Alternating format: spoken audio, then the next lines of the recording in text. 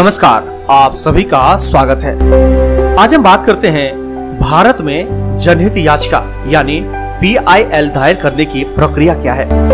तो अभी तक आपने इस चैनल को सब्सक्राइब नहीं किया है तो अभी कर ले और हाँ, घंटी के बटन को अवश्य दबाएं ताकि अगले वीडियो की जानकारी आप तक आसानी से पहुंच सके। जनहित याचिका पब्लिक इंटरेस्ट लिटिगेशन एक ऐसा माध्यम है जिसमें मुकदमेबाजी या कानूनी कार्यवाही के द्वारा अल्पसंख्यक या वंचित समूह या व्यक्तियों से जुड़े सार्वजनिक मुद्दों को उठाया जाता है।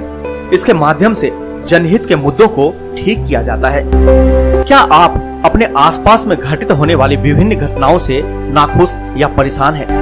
क्या आपको लगता है कि सरकार की गलत नीतियों तथा फैसले की कमी के कारण लोग बुनियादी मानवीय अधिकारों का उल्लंघन कर रहे हैं तथा सामाजिक अन्याय एवं भ्रष्टाचार को बढ़ावा मिल रहा है? सामाजिक रूप से ऐसे जागरूक नागरिकों के लिए जो कानून के माध्यम से समाज को ठीक करना चाहते हैं, जनहित याचिका यानी PIL पब्लिक इंटरेस्ट लिटिगेशन एक शक्तिशाली उपकरण है। तो आइए इस वीडियो के माध्यम से हम जानते हैं कि जनहित याचिका दायर करने से संबंधित सभी प्रक्रियाओं के चरणबद्ध तरीकों के बारे में। जनहित याचिका है क्या? जनहित याचिका एक ऐसा माध्यम है जिसमें मुकदमेबाजी या कानूनी कार्यवाही के द्वारा अल्पसंख्यक या वंचित समूह या व्यक्तियों से जुड़े सार्वजनिक मुद्दों को उठाया जाता है। सरल शब्दों में जनहित याचिका PIL न्यायिक सक्रियता का नतीजा है, जिसके माध्यम से एक व्यक्ति या एक गैर सरकारी संगठन या नागरिक समूह अदालत में ऐसे मुद्दों पर न्याय की मांग कर सकता है जिसमें एक बड़ा सार्वजनिक हित जुड़ा होता है। वास्तव में जनहित याचिका कानूनी तरीके से सामाजिक परिवर्तन को प्रभावी बनाने का एक तरीका है। इसका उद्देश्य सामान्य लोगों को अधिक से अधिक कानूनी सहायता प्राप्त करने के लिए न्यायपालिका तक पहुंच प्रदान करना है। जनहित याचिका दायर करने का अधिकार किसे है?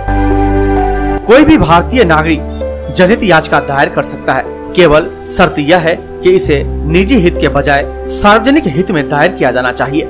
यदि कोई मुद्दा अत्यंत सार्वजनिक महत्व का है तो कई बार न्यायालय भी ऐसे मामले में स्वतः संज्ञान लेती है और ऐसे मामलों को संभालने के लिए एक वकील की नियुक्ति करती है।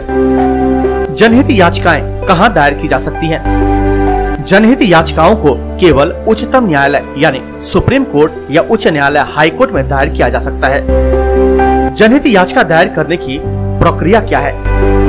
जनहित याचिका दायर करने से पहले याचिकाकर्ता को संबंधित मामले की पूरी तहकीकात करनी चाहिए। यदि जनहित याचिका कई व्यक्तियों से संबंधित है तो याचिकाकर्ता को सभी लोगों से परामर्श करना चाहिए। एक बार जब किसी व्यक्ति द्वारा जनहित याचिका दायर करने का निर्णय ले लिया जाता है तो उसे अपने केस को मजबूत करने के लिए सभी संबंधित जानकारी और दस्तावेज एकत्र करने चाहिए। जनहित याचिका दायर करने वाला व्यक्ति खुद भी बहस कर सकता है या एक वकील को नियुक्त कर सकता है। सामान्यतः किसी भी मामले में जनहित याचिका यानी PIL दाखिल करने से पहले एक वकील से सलाह लेने के लिए सलाह दी जाती है। यदि जनहित याचिका को उच्च न्यायालय में दायर किया जाता है तो अदालत में याचिका की 2 प्रतियां जमा करनी पड़ती है। साथ ही याचिका की एक प्रति अग्रिम रूप से प्रत्येक प्रतिवादी को भेजनी पड़ती है और इसका सबूत जनहित याचिका में जोड़ना पड़ता है। यदि जनहित याचिका को सर्वोच्च न्यायालय में दायर किया जाता है तो अदालत में याचिका की 5 प्रतियां जमा करनी पड़ती है। प्रतिवादी को जनहित याचिका की प्रति केवल तभी भेजी जाती है जब अदालत द्वारा इसके लिए नोटिस जारी किया जाता है। अब बात करते हैं कि जनहित याचिका दायर करने के लिए शुल्क क्या है। अन्य अदालती मामलों के मुकाबले जनहित याचिका दायर करना सस्ता है। किसी जनहित याचिका को वर्णित प्रत्येक प्रतिवादी के लिए 50 रुपए का शुल्क अदा करना पड़ता है और इसका उल्लेख याचिका में करना पड़ता है। हालांकि पूरी कार्यवाही में होने वाला खर्च उस वकील पर निर्भर करता है जिसे याचिकाकर्ता अपनी तरफ से बहस करने के लिए अधिकृत करता है। जनहित याचिका और रिट याचिका में क्या अंतर है? रिट याचिका व्यक्तियों या संस्थानों द्वारा अपने लाभ के लिए दायर किया जाता है, जबकि जनहित याचिका आम जनता के लिए दायर किए जाते हैं। किन किन मुद्दों पर जनहित याचिका दायर नहीं किया जा सकता?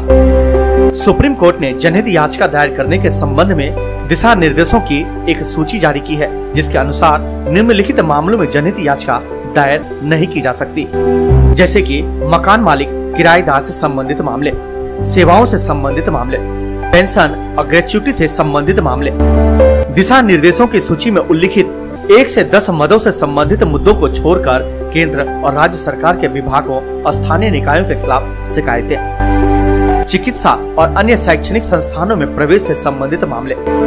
उच्च न्यायालय या अधीनस्थ अदालतों में लंबित मामलों की जल्दी सुनवाई के लिए याचिका। क्या आमतौर पर न्यायाधीश जनहित याचिकाएं स्वीकार करते हैं?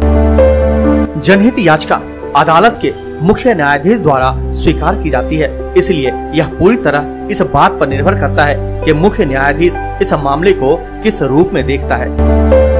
उच्च न्यायालय या उच्चतम न्यायालय द्वारा किसी जनहित याचिका को स्वीकार करने की औसत दर 30 से 60% तक है। आमतौर पर उन जनहित याचिकाओं को स्वीकार किया जाता है जिसमें वर्णित तथ्यों से न्यायाधीश सहमत होते हैं और उन्हें लगता है कि विषय महत्व का है और जनता के हित में है। जनहित याचिका से संबंधित मामले की सुनवाई में कितना समय लगता है? वास्तव में यह संबंधित मामले पर निर्भर करता है। यदि कोई मामला कई व्यक्तियों के जीवन से जुड़ा है या मानव अधिकारों के उल्लंघन आदि से संबंधित है, तो ऐसे मामलों में अदालत बहुत ही कम समय में सुनवाई को पूरा करता है और मामले का निपटारा करता है। लेकिन सामान्य तौर पर अदालतों में अत्यधिक जनहित याचिकाओं के जमा होने के कारण मामलों की सुनवाई और निपटारे में सालों लग जाते हैं। हालांकि सुनवाई के दौरान जरूरत पड़ने पर अदालत अधिकारियों को कुछ कार्य करने के लिए निर्देश दे सकता है। दोनों पक्षों की अंतिम सुनवाई के बाद जनहित याचिकाओं से संबंधित मामलों में अंतिम निर्णय दिया जाता है।